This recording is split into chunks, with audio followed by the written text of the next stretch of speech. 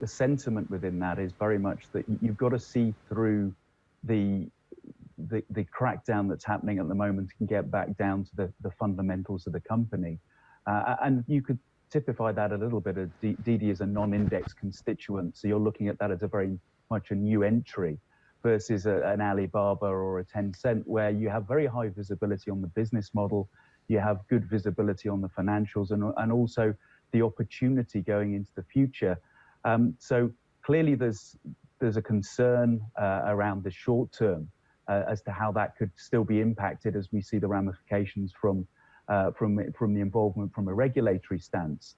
But at some stages, as that begins to play out, if there are strong fundamentals still there for a number of those companies, then as you note in the question, as we see that drop in price, that certainly becomes a buying opportunity.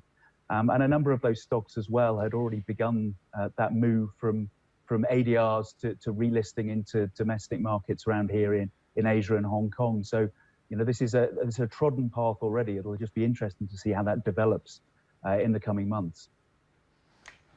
Then if you're an investor just sitting and watching this play out, what signals would you be watching for, Alex, to give you the buy signal, to feel like it's time to get into the market? Keeping in mind, of course, it's always very difficult for anyone, even a sophisticated investor, to pick the bottom. But you know, predicting anything is very difficult, particularly when it's about the future. But I think the main issue we'd look at is valuation. And a clear discipline around saying, look, where do we see fair valuation for this? Where do we see a point where that valuation is clearly been oversold?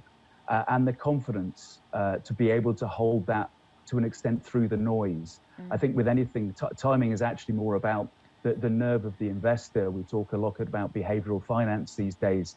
And we know that typically human nature has us selling at the wrong points.